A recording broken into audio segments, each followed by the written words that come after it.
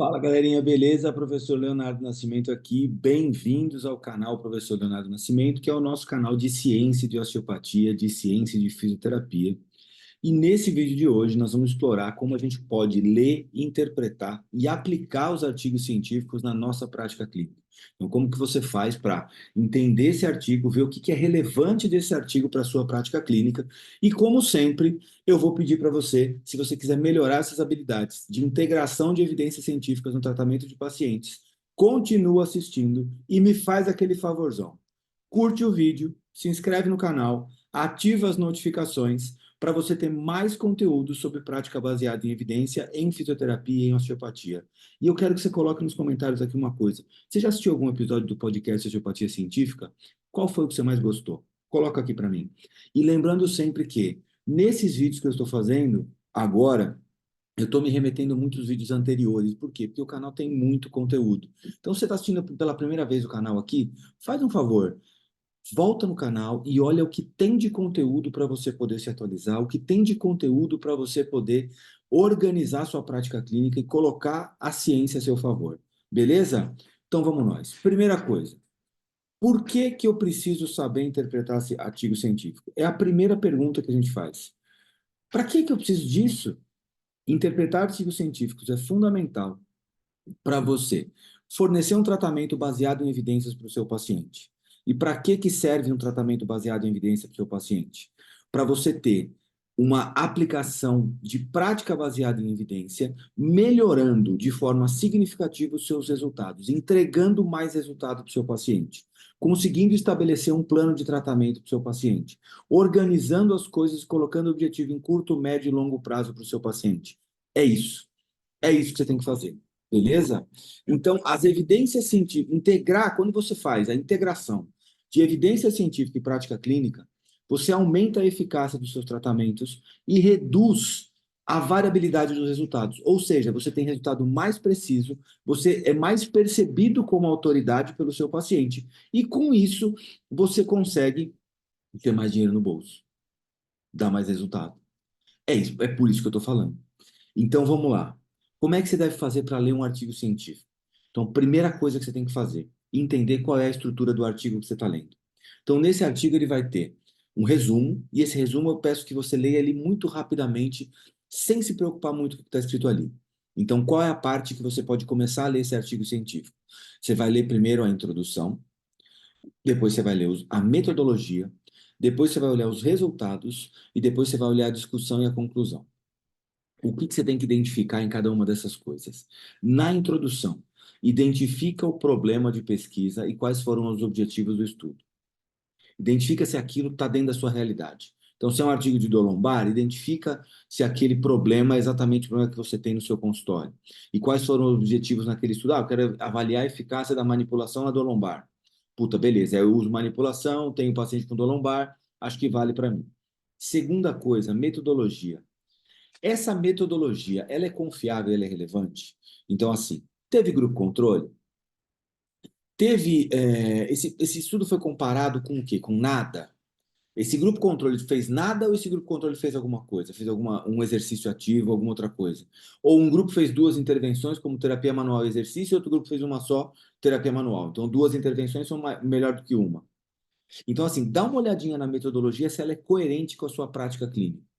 Outra coisa, outro passo, analise os resultados. Esses dados apresentados para entender as conclusões do estudo são confiáveis? Então, esses resultados não estão superestimados? Vamos pensar uma coisa.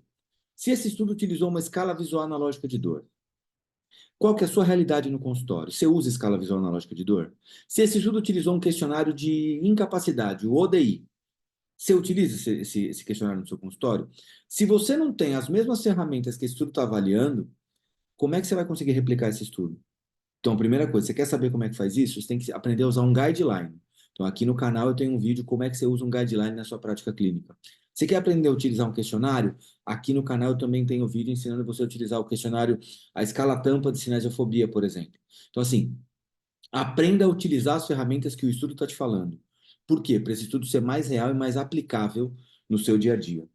E aí, o que que você precisa entender depois? O que que ele fala na discussão e o que que ele fala na conclusão? A discussão é Por que que aconteceram esses resultados? Por que que esses resultados corroboraram com alguns outros estudos e foram contrários a outros?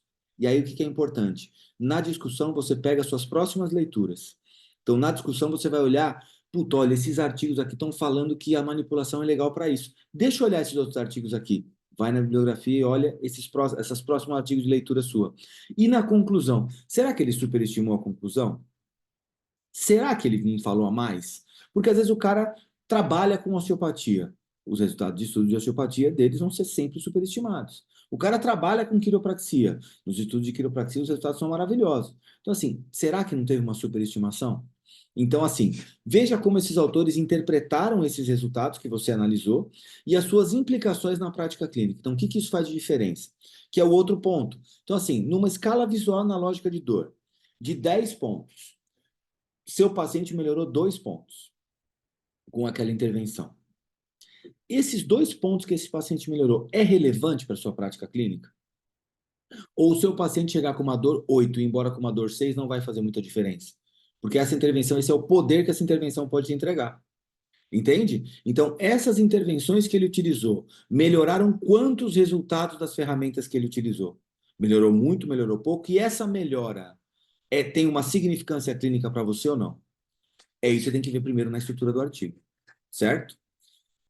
Primeira dica: foque nas sessões de resultados e discussão para obter uma visão geral rápida. Então, para você entender rapidamente o que está nesse artigo, foca no resultado e na discussão. Você já tem uma visão geral do que está acontecendo ali.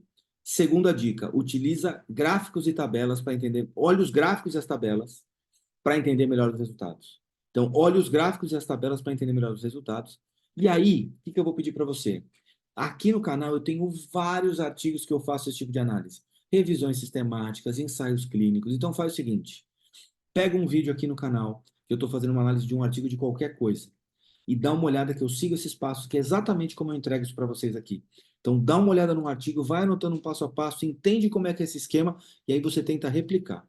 Quando você tentar replicar, você vai colocar nos comentários desse vídeo aqui, se você conseguiu ou não e qual foi sua dúvida, que aí eu vou te ajudar. Agora, pontos importantes, relevância dos resultados, que eu já falei para vocês.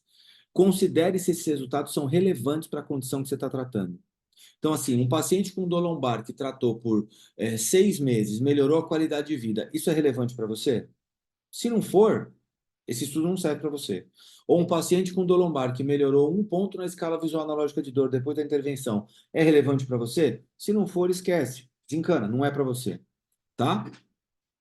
Agora, o que que é importante? Como é que você vai integrar essas evidências no seu plano de tratamento? Então, se você está na dúvida, eu já tenho vídeos anteriores aqui falando sobre como estabelecer um plano de tratamento. Então, agora você vai integrar essas evidências com o seu plano de tratamento. Então, o que que você vai fazer? Primeira coisa, identifique essa evidência relevante com esses parâmetros que eu te falei anteriormente. Selecione os estudos que são relevantes para essa condição de tratamento.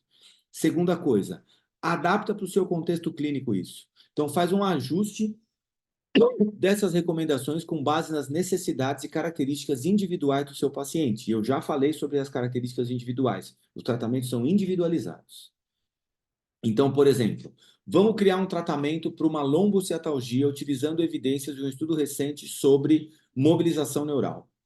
Então, você precisa saber o que é uma lombociatalgia, caracterizar a lombociatalgia, entender a mobilização neural, a aplicabilidade clínica, como é que você usa, quais os testes pré, quais os testes pós, certo?